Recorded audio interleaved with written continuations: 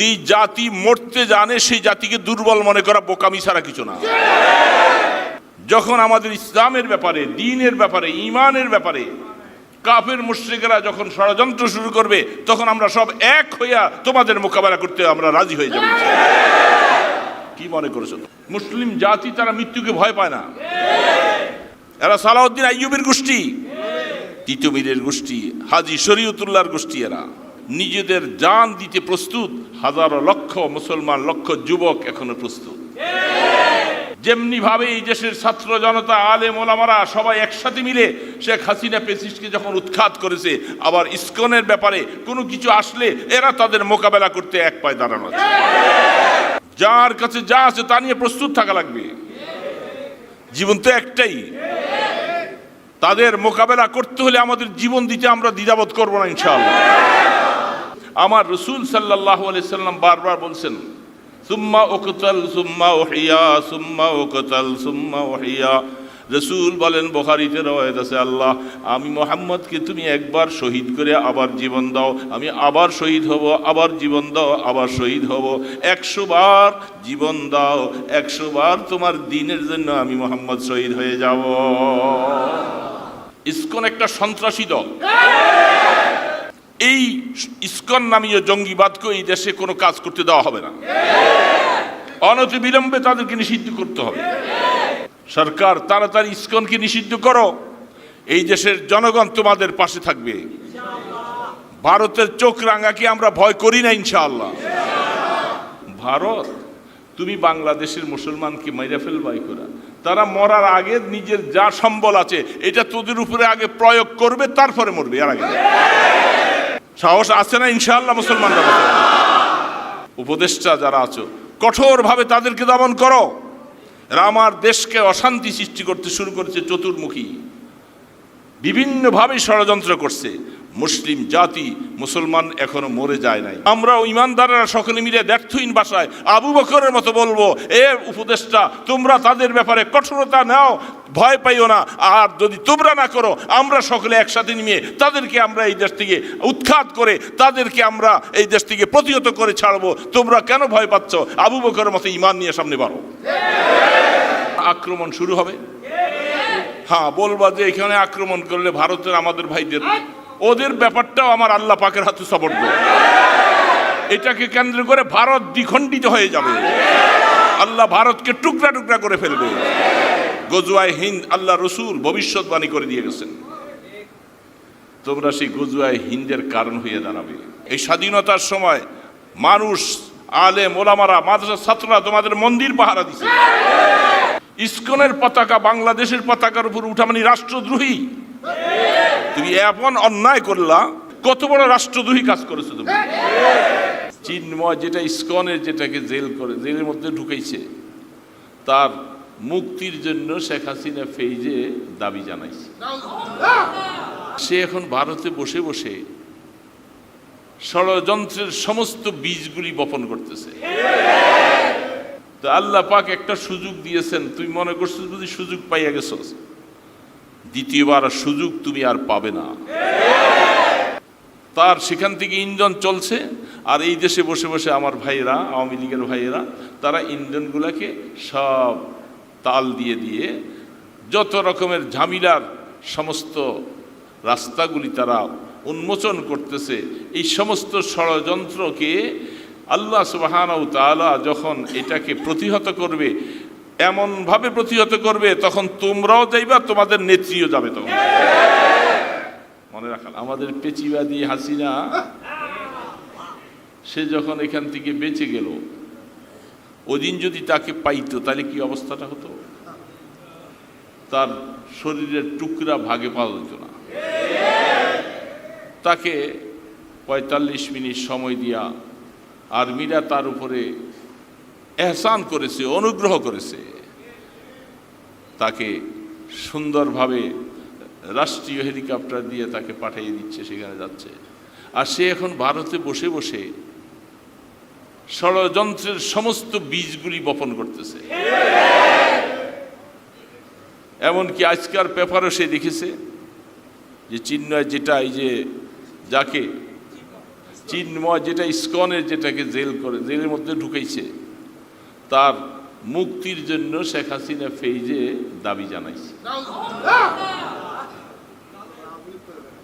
তার মুক্তির জন্য দাবি করছে। তো সে দেখছে যে আমি কিছুদিন সেখানে যাওয়ার পরে তো এখন মোটামুটি আমি ভারতের মধ্যে আছি, যে আছি আমি বাংলাদেশের মতোই আরামেই আছি, সে তেমনটাই মনে করছে। তো আল্লাহ পাক একটা সুযোগ দিয়েছেন, তুই মনে করছিস বুঝি সুযোগ পাইয়া গেছস, দ্বিতীয়বার সুযোগ তুমি আর পাবে না। তোমাকে আল্লাহ পাক এমন ধরা ধরবে, আল্লাহর ধরা তো বাঁচার মতো সুযোগ নেই আর। আল্লাহ যখন ধরে খুব শক্তভাবে ধরে, আখযাম ওয়া বিলা, খুব কঠিন ধরা। আল্লাহর ধরার থেকে মা বলে আর গো বলার সুযোগ নেই, আল্লাহ পাকের ধরা। তো সুযোগ তোমাকে একবার দিচ্ছে, তুমি সেখানে বৈশা বৈশা যত ষড়যন্ত্র করছো বাংলাদেশের বিরুদ্ধে, তুমি স্বপ্নে দেখতেছো বাংলাদেশ চলে আসছো। আমাদের আওয়ামী লীগের ভাইয়েরা তারা এই চিন্তা করছে আমাদের একমাত্র ভরসার জাগাইতে হইল শেখ হাসিনা, এই জন্য তাকে যে কোনো মূল্যে আমাদের এই দেশে আনবো, এই স্বপ্নটাই তারা খুব শীঘ্রই দেখতেছে। তারা আসলে জানি না, বুঝি না কি ষড়যন্ত্রে। একটা মানুষই তো সে তো নবী না যে তোমরা তাকে না মারলে তোমাদের ঈমান চলে যাবে, এমনটা ব্যাপার। তার জীবনের সমস্ত ষড়যন্ত্রগুলি সামনে রাখলে তাহলে আসলে তাকে আর সাপোর্ট করতে ভালো বুদ্ধিওয়ালারা কেউ করে না। প্রয়োজনে রাজনৈতিক করব না, তারপরেও হাসিনার রাজনীতি আর করতে চাই না, এটা তাদের বোঝা উচিত। সে কি ষড়যন্ত্র কম করেছে, এই দেশে কিভাবে গুম হত্যা কিভাবে করেছে, আয়নাঘর বানাইয়া কি করেছে, সব কিছু স্পষ্ট দিবালোকের মতো সামনে। তারপরে আবার সেই দলটাই আবার এখন পছন্দ করছি, তাকে আবার আমাদের মাথার মধ্যে আইনা বসাবার ষড়যন্ত্রে লিপ্ত। তার সেখান থেকে ইন্ধন চলছে, আর এই দেশে বসে বসে আমার ভাইয়েরা, আওয়ামী লীগের ভাইয়েরা, তারা ইন্ধনগুলোকে সব তাল দিয়ে দিয়ে যত রকমের ঝামেলার সমস্ত রাস্তাগুলি তারা উন্মোচন করতেছে। এই সমস্ত ষড়যন্ত্রকে আল্লাহ সুবহানাহু ওয়া তাআলা যখন এটাকে প্রতিহত করবে, এমনভাবে প্রতিহত করবে, তখন তোমরাও যাইবা, তোমাদের নেত্রীও যাবে। তখন মনে রাখা লাগবে, আল্লাহ সুবহানাহু ওয়া তাআলা সময় দেয় কিন্তু টোটালি ছেড়ে দেন না। যারা ফিতনাবাজ, সমাজে মানুষের জীবন নিয়ে ছিনিমিনি খেলে, সেই ফিতনাবাজকে আল্লাহ পাক যখন সমূলে ধ্বংস করবে তখন বুঝবা। দোস্ত, বন্ধুরা আমার, ষড়যন্ত্র কি একটা দুইটা করতেছে? অটো রিক্সাওয়ালাদেরকে দিয়ে, গার্মেন্টসের শ্রমিকদেরকে দিয়ে, আইনজীবীদেরকে দিয়ে, এখন শুরু করেছে ইসকনদেরকে দিয়ে। ইসকন একটা সন্ত্রাসী দল। তারা কি সুন্দর প্রলেপ দেয়, তারা বলে আমরা জীব হত্যা করি না, এই জন্য আমরা মাছ মাংস খাই না, আমরা সবজি খাইয়া খাইয়া থাকি। সাধু বনে গেছে আপনাদের সামনে, দেশবাসীর সামনে, জীব হত্যা করে না। যে লোকটাকে হত্যা করলো সাইফুল ইসলাম, সাইফুল ইসলাম আলিফ অ্যাডভোকেট, কি জীবা ছিল নাকি জীব ছাড়া? তোরা জীব হত্যা করস না, গরু ছাগল মেষ ভরা বকরি মুরগি এগুলি হত্যা করো না। স্বাধীনতা কি সুন্দর দেখাচ্ছ, আর এমন একটা জীবনকে হত্যা করলা, তাতে বোঝা যাচ্ছে ওরা জীব হত্যা করে না, মানে এটা হলো একটা বাটপারি কথা। মানুষ কি বুঝাচ্ছে, ভিতরে ভিতরে তারা দেখেন সব কিছু করে, তাদের মধ্যে জেনার রাস্তা আছে, তারা বিবাহ দেখায় না, তারা নিজেদেরকে সাধু দেখায়, আর অবৈধভাবে তারা জেনা করে। এরা সন্ত্রাসী, সন্ত্রাসী লোকগুলো আমাদের দেশে, আমি মাঝে মধ্যে আফসোস করে বলি আমার হিন্দু ভাইদেরকে বলবো, যারা তোমরা তাকে সাপোর্ট করতেছো, ইসকনের সাথে তোমাদের তো তেমন কোনো সম্পর্ক না থাকার কথা, কারণ তারা হলো উগ্রপন্থী সন্ত্রাসী দল। আর তোমাদেরকে এই দেশের মধ্যে তোমরা জামাই আদরে থাকছো। এই স্বাধীনতার সময় মানুষ, আলেম ওলামারা, মাদ্রাসার ছাত্ররা তোমাদের মন্দির পাহারা দিছে। আমি নিজে তাদের মন্দিরে গিয়েছি, আমি নিজে গিয়েছি, যে তোমরা অভয় থাকো, কেউ তোমাদের উপরে আক্রমণ করবে না, করলে বলবা আমরা সদল বলে আসবো, তাদেরকে প্রতিহত করবো, আটকে রাখবা, তোমরা থাকো। কিন্তু তোমরা যদি তাদের তালে পড়ে পাগল হয়ে যাও, হ্যাঁ কি আর হবে। তবে এই দেশে মুসলিম জাতি সহ্য করতে করতে করতে করতে তখন দেখবে যে ধৈর্যের বান ছিঁড়ে যাবে, তখন আক্রমণ শুরু হবে। হ্যাঁ বলবা যে এখানে আক্রমণ করলে ভারতের আমাদের ভাইদের, ওদের ব্যাপারটাও আমার আল্লাহ পাকের হাতে সবর্দ। এটাকে কেন্দ্র করে ভারত দ্বিখণ্ডিত হয়ে যাবে, আল্লাহ ভারতকে টুকরা টুকরা করে ফেলবে।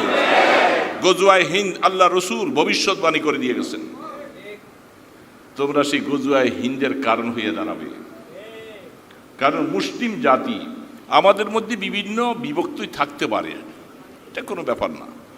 যখন আমাদের ইসলামের ব্যাপারে, দ্বীনের ব্যাপারে, ঈমানের ব্যাপারে কাফের মুশরিকরা যখন ষড়যন্ত্র শুরু করবে, তখন আমরা সব এক হইয়া তোমাদের মোকাবেলা করতে আমরা রাজি হয়ে যাব।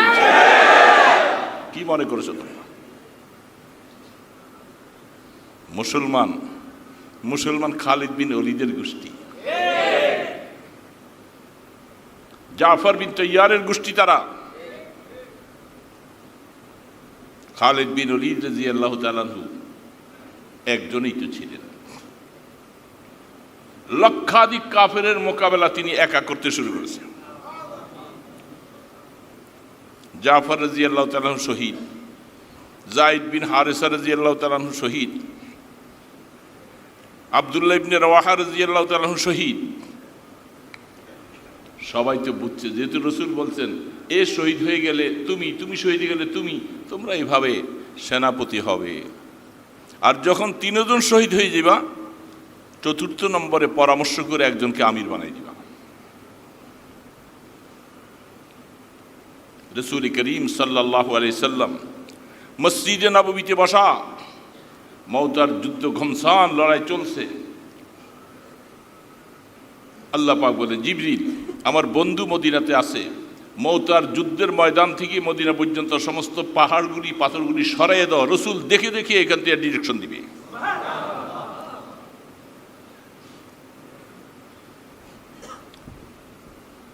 তিনজন শহীদ হয়ে গেল। চোখের পাওয়ার কত দিয়েছেন!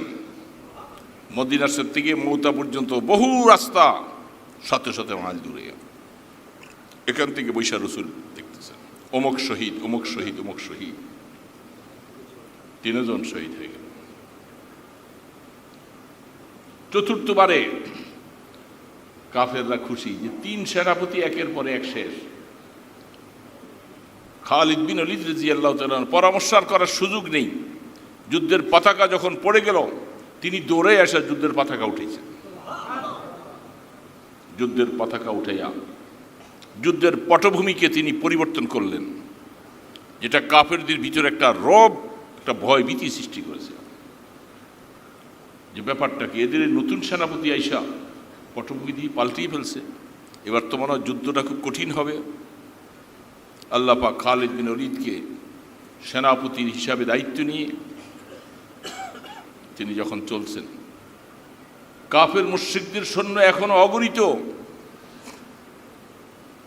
আল্লাহু আকবার, আল্লাহু আকবার। খালিদ বিন ওলীদ তরবারি হাতে নিয়ে যখন চলছে, তার ডানে বামে সৈন্যরা আছে, সব সহযোগিতা করছে, শক্তি দিচ্ছে। আর তিনি যখন তরবারি ভাবে শুরু করছেন, কাফেরদের গর্দানকে কতগুলাকে এইভাবে ফেলতেছে, তরবারি ভেঙে গেছে। হাত পাচ্ছে, তাড়াতাড়ি তরবারি দেওয়া আমাকে আরেকটা, দৌড়াইয়া সৈন্য যায় সেনাপতির সাথে আরেকটা তরবারি দিলেন, চলছে। কতক্ষণ যুদ্ধ চালাতে চালাতে, যুদ্ধ কি তরবারি কি এমনি পাথরকে মাইরে কি তরবারি ভাঙছে? কাফেরের গর্দান মাইরে তরবারি ভাঙছে। 2 নম্বরটা ভেঙে গেল, আরেকটা তরবারি দাও, 3 নম্বর তরবারি দিন, এটাও যুদ্ধ করতে করতে এটা ভেঙে গেল। 1 2 3 4 5 6 7 8টা তরবারি ভেঙে যায়।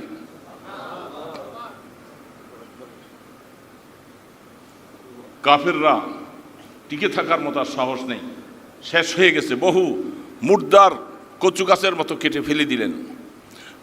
আল্লাহ রসুল মদিনা শরীফে দেখতেছেন, 9 নম্বর তরবারির মাধ্যমে কাফেররা টিকার মতো শক্তি পেল না, যুদ্ধে বিজয়ী লাভ করলেন খালিদ বিন ওলীদ রাদিয়াল্লাহু তাআলা।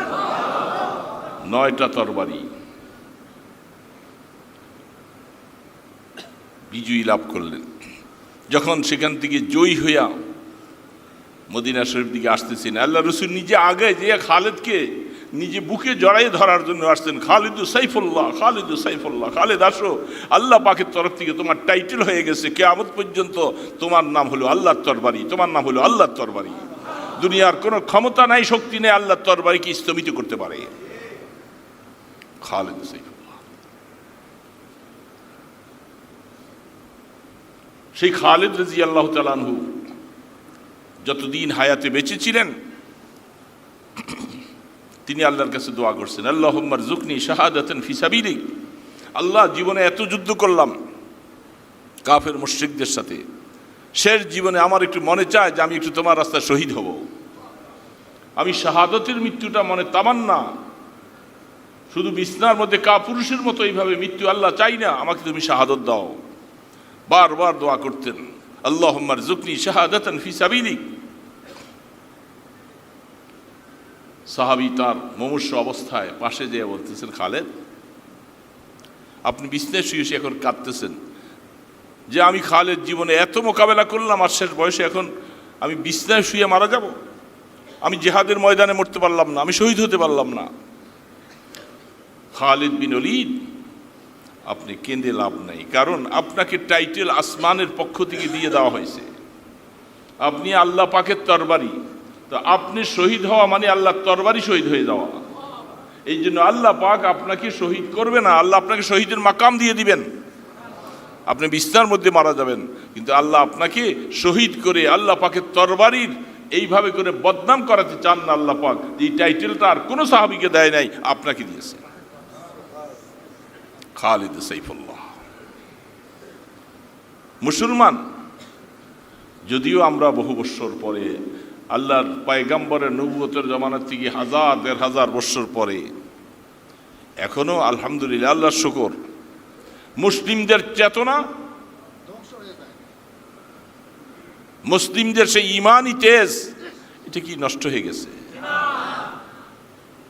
সময় সাপেক্ষে কষ্ট লাগে, অসুবিধা হয়, কিন্তু আমার বিশ্বাস যখন ভারতের মতো, ভারত যে আমাদেরকে হুমকার দিচ্ছে, আমাদের বর্ডার এলাকায় বিভিন্ন অবস্থা আমাদের হুমকার দেয়, একটা ইসকনের একটা সদস্য তাকে অ্যারেস্ট করছে কি অবৈধ?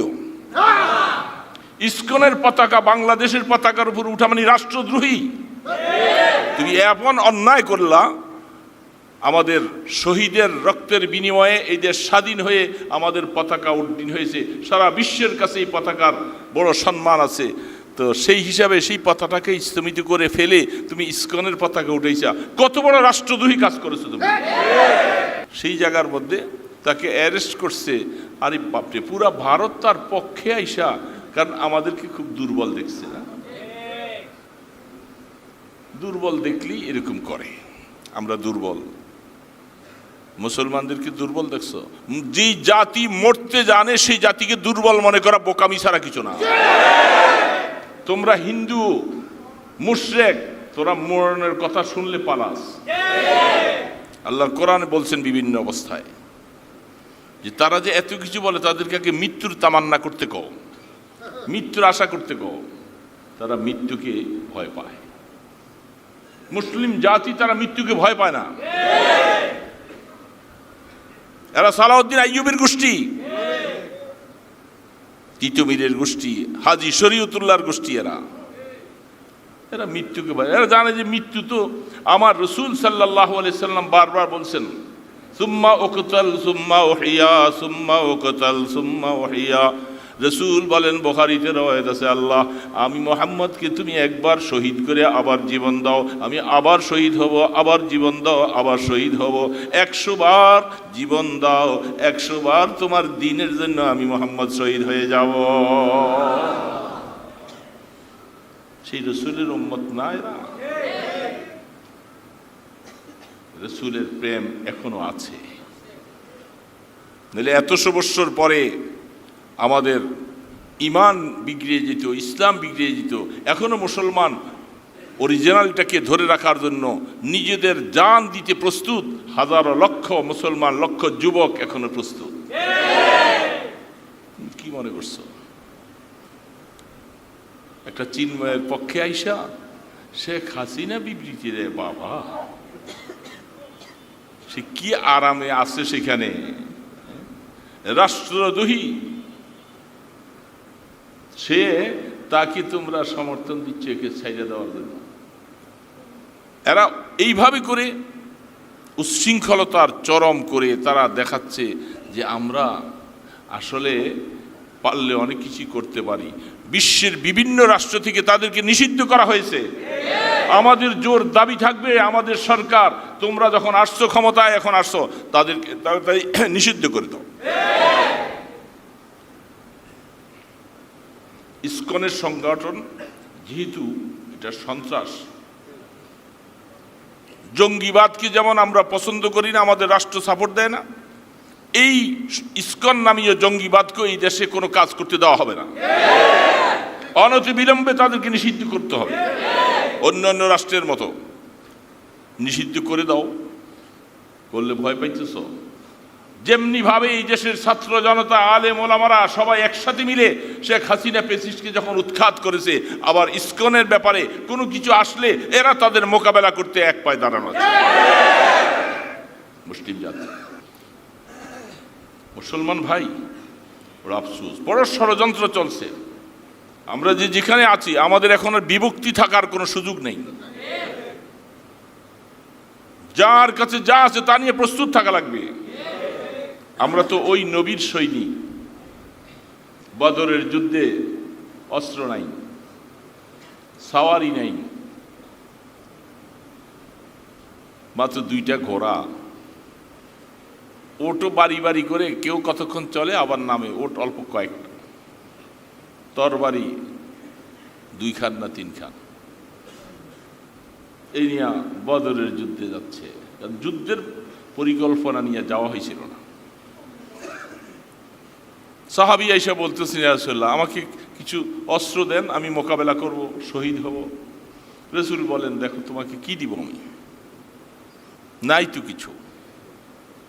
আল্লাহ রসুল বলছে খেজুরের একটা ডালা উঠাইছে, ডালাটা উঠাইয়া এটা পাতাগুলি ফেলে দিয়া বলছে, না এই যে তোমাকে আমি অস্ত্রটা দিলাম। কি ব্যাপার? আমরা তো হলে আমাদের সেনাপতিকে বলতাম যে আপনি কি আমার সাথে উপহাস করতেছেন? এটা কি দিলেন? সাহাবী ইয়াকিন আল্লাহ পাকের জাতের উপরে এত বিশ্বাস, এত ভরসা, খেজুরের ডালা দিছে। তিনি বলছেন এটাই আমার জন্য অস্ত্র। রসুলের হাতে উঠাই দিছেন। তিনি খেজুরের ডালাটা নিয়ে মোকাবেলা চলছে, কাফের সামনে আসতেছে।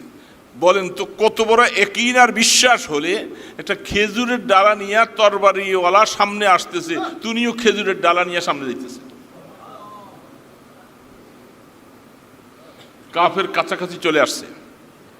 কাফের যখন তার অস্ত্র উঠাইছে, তিনি খেজুরের ডালাটা উঠাইয়া এইভাবে কাফেরের উপরে আঘাত করার হাত নিছেন। আল্লাহু আকবার। হাদিসের মধ্যে স্পষ্ট তিনি বলেন, আমি মাত্র খেজুরের ডালাটা উঠাইছি, উঠানের সাথে সাথে কাফেরের গর্দানটা দ্বিখণ্ডিত হয়ে মাটিতে পড়ে গেছে।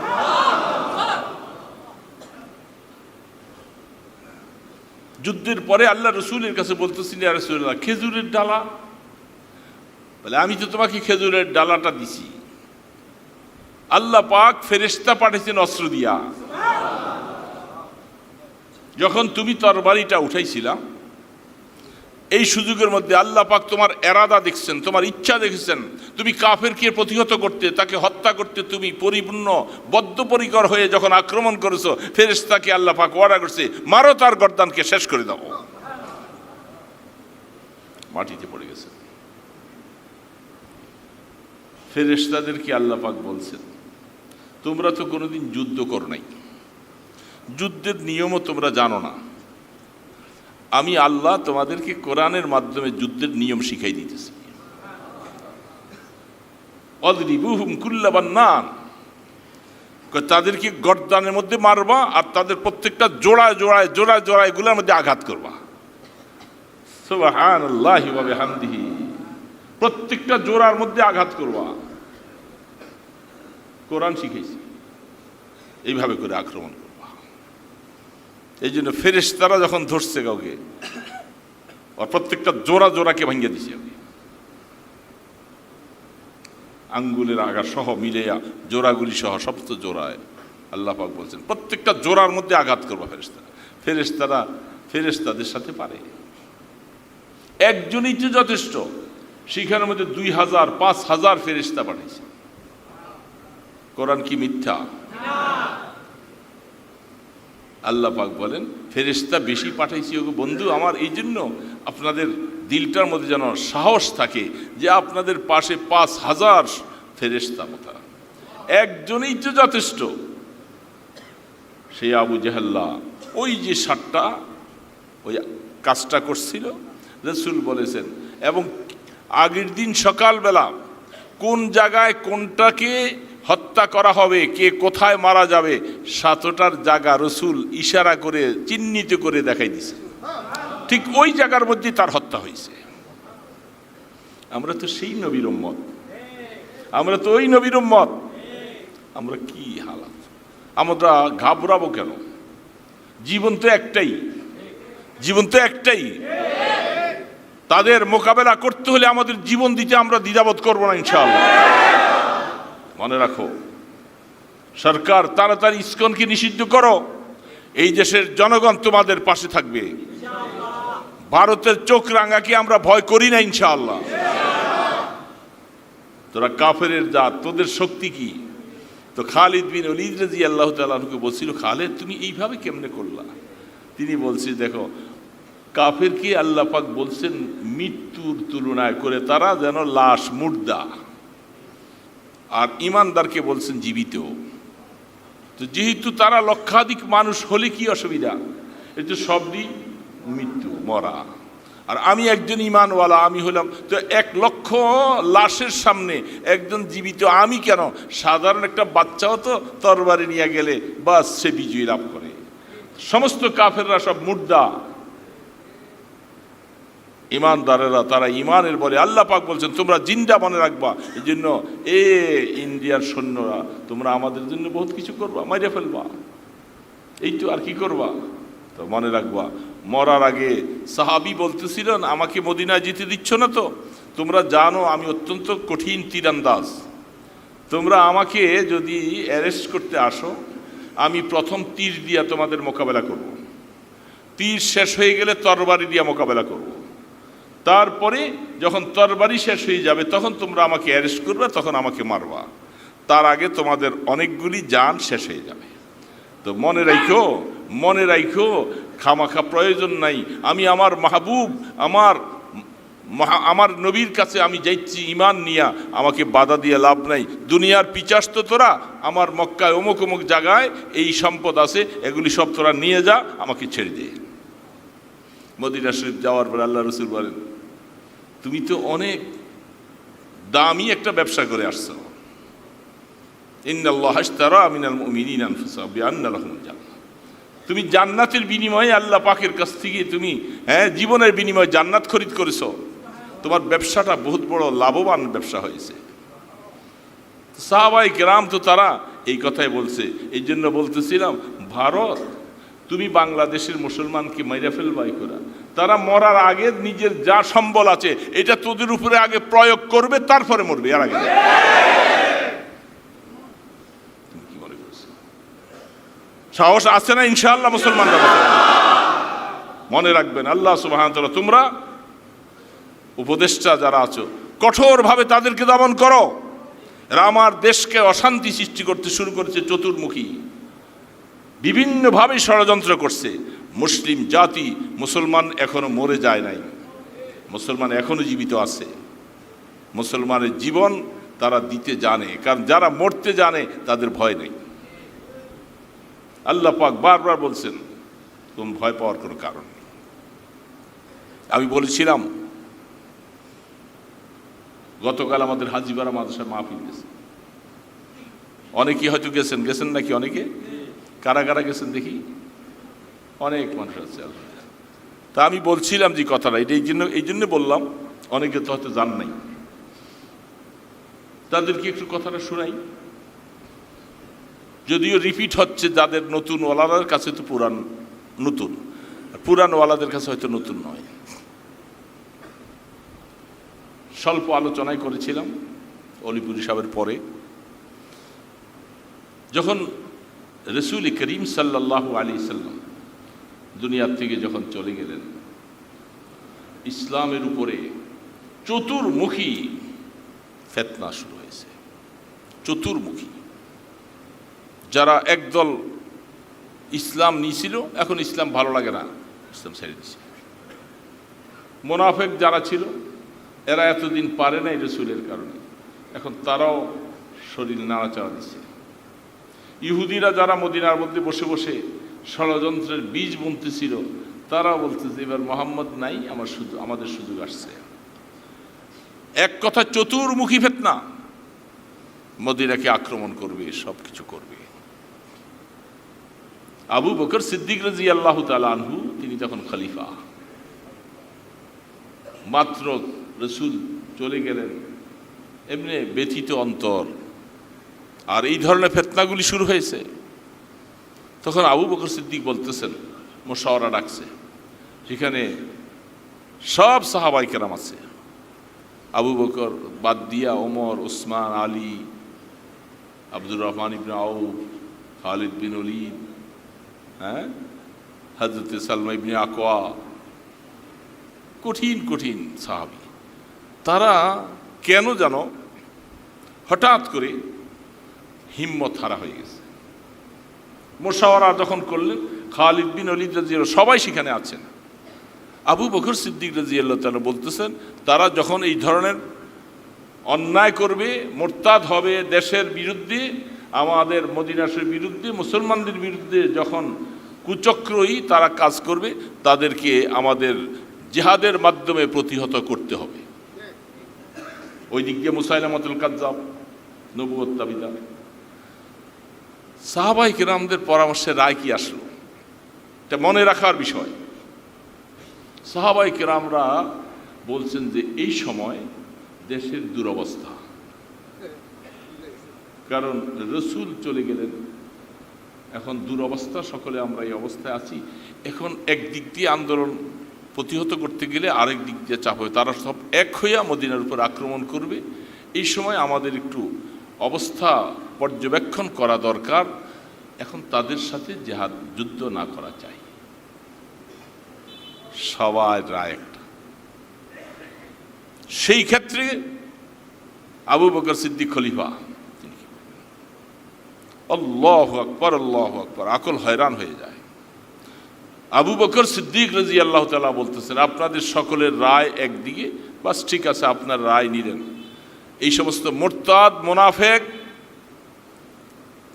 কাদিয়ানি, অর্থাৎ যারা যারা যারা অন্যায় করতে সামনে সোচ্চার হচ্ছে, কেউ আপনারা বাইর হবেন না, আমি একা আবু বকর নিজের জীবনটাকে নিয়ে আমি বেরিয়ে যাব।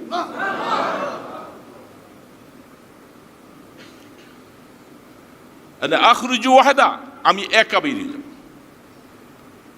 সাহাবায়ে কেরাম বলতেছেন, আবু বকর কি ব্যাপার, কারো রায় শুনলো না, তিনি একা বলতেছেন বেরিয়ে যাব। তখন সকলের ভিতরে পরস্পরে কানাঘুষি চলছে, এটা কি বলতেছেন। আবু বকর সিদ্দিক রাদিয়াল্লাহু তাআলা আনহু কোরআনের মাধ্যমে দলিল সামনে পেশ করলেন। আপনারা সাহাবায়ে কেরাম, আমার ভাইরা সবাই শুনেন, কি দলিল। যেই সময় আল্লাহ রসুল যখন হিজরত করতে যাচ্ছিলেন আপনারা কেউ সাথে ছিলেন না, আমি আবু বকর ছিলাম। সবাইকে জিজ্ঞাসা করছে ঠিক কিনা, বলে হ্যাঁ। রসুলের উপরে দুশ্মন চতুর্মুখী রসুলকে তালাশ করতে করতে তারা সেই গারে সুরের গুহার মুখে দিয়ে পড়ছে, পদচিহ্ন দেখা দেখা তারা সেখানে পৌঁছেছে, আর আমি আবু বকর রসুল সহ গুহায়। আমি ওই সময় বলছিলাম, ওগো আল্লাহ রসুল, শত্রুরা দুশ্মনরা তো গুহার কাছে চলে আসছে, আমি আবু বকরের জীবনের কোনো মূল্য নাই, দরকার নাই, আমাকে মেরে ফেলাক, কিন্তু আমার তো পেরেশানি যে তারা পাইলে আপনাকে তো মেরে ফেলবে। ভয়ে একটা আতঙ্কিত হয়ে গেছিলাম। আমার এই ভয়ের অবস্থাটা আরশের মালিক দেখছে, সাথে সাথে জিবরিলকে পাঠাইয়া বলতেছে ইজহুমা ফিল গর, জিবরিল তারা দুইজন গর্তের মধ্যে আছে, তুমি তাড়াতাড়ি যাও, যে আমার বন্ধুকে বলো লা তাহজান ইন্নাল্লাহা মা'ানা, বলে দাও বন্ধু আপনার সাথীকে আপনি বলেন ভয় পাওয়ার কোনো কারণ নাই, আপনারা দুইজন নয়, আমি আল্লাহ আপনাদের সাথে আছি। তা আমি আল্লাহ যদি আপনার সাথে থাকি, কার বাবার ক্ষমতা আছে আপনার দিকে চোখ উঠাইতে পারে? আবু বকর সিদ্দিক বলতেছেন, আপনারা বলেন এই আয়াতটা আমি আবু বকরের শানে নাযিল হয়েছে। সেই সময় আপনারা কেউ ছিলেন না, আমাকে আল্লাহ পাক সান্ত্বনা দিলেন ভয় পাওয়ার কোনো কারণ নাই। তো যেহেতু সেদিন আল্লাহ পাক আমাকে বলছেন ভয় পাওয়ার কোনো কারণ নাই, আজ আপনারা কেউ যাবেন না, আমি আবু বকর যেহেতু আল্লাহকে নিয়ে আমি ময়দানে নামবো, আমি তাদের মোকাবেলা করব, মনে চাইলে আসবেন, মনে চাইলে আসেন না, কোনো আপত্তি নেই, আমি একা বাইরে যাব। যখন আবু বকর সিদ্দিক রাদিয়াল্লাহু তাআলা কোরআনের মাধ্যমে যখন এই প্রমাণটা, এই দলিল পেশ করলেন, সমস্ত সাহাবায়ে কেরামের মাথা ঘামায় গেছে। আরে কথা তো বাস্তব, এই আয়াত তো আবু বকর সিদ্দিক রাদিয়াল্লাহু তাআলার নামে নাজিল হয়েছিল, শানে নাজিল হয়েছিল, তা আমরা কেন ভয় পাচ্ছি? যেহেতু আবু বকর বলছে কেউ না আসলে আমি একা, আমি আমার আল্লাহকে নিয়ে ময়দানে ঝাঁপিয়ে পড়ব, তাহলে বোঝা যাচ্ছে আমাদের দেশটা স্বাধীন হয়েছে, আমাদের উপদেষ্টারা সবাই মিলে বলতেছে সময়টা ভালো না, সময়টা ভালো না। হ্যাঁ, বিভিন্ন জায়গার থেকে শকুনের মতো উৎপাইতে চোখ রাঙ্গা করে রাখছে, এই জন্য এখন কিছু করা যাবে না, কিছু করা যাবে না, একটু সবর করি। আমরা ইমানদারেরা সকলে মিলে ব্যর্থহীন ভাষায় আবু বকরের মতো বলবো, এ উপদেষ্টা তোমরা তাদের ব্যাপারে কঠোরতা নাও, ভয় পাইও না, আর যদি তোমরা না করো আমরা সকলে একসাথে নিয়ে তাদেরকে আমরা এই দেশ থেকে উৎখাত করে তাদেরকে আমরা এই দেশ থেকে প্রতিহত করে ছাড়বো, তোমরা কেন ভয় পাচ্ছ? আবু বকরের মতো ঈমান নিয়ে সামনে বাড়ো। আল্লাহ সুবহানাহু ওয়া তাআলা তিনি আছেন হাইয়ুল কাইয়ুম, চিরস্থায়ী চিরঞ্জীব। দোস্ত ইমানটুকু মজবুত করো, আল্লাহকে নিয়ে বেঁচে থাকতে চাই, কাপুরুষের মতো বেঁচে থাকতে চাই না। আল্লাহর দিন মিটে যাবে, জমিনের মধ্যে মুসলমানদের উপরে আক্রমণ হবে, দেশ নিয়ে ষড়যন্ত্র হবে। এই যে আমরা শান্তিতে একটু আলোচনা করতেছি, ওয়াজ করতেছি, নসিহত করতেছি, নামাজ পড়তেছি, এই অশান্তি সৃষ্টি করলে আমাদের সমস্ত নিয়ামতগুলি সব বিচ্ছিন্ন হয়ে যাবে। এই জন্য আমাদের দেশে ষড়যন্ত্র হতে আমরা কিছুতেই দিব না, আমরা শান্তিতে বসবাস করতে চাই। এই জন্য আল্লাহ সুবহানাহু ওয়া তাআলা আমাদের মনের অবস্থা দেখবে, আমাদের মনটা কতটুকু আল্লাহর উপরে ইয়াকিন রেখে চলে, দেখবেন যে আল্লাহ পাক সাহস যোগাবে এবং শক্তি আল্লাহ পাক দান করবে।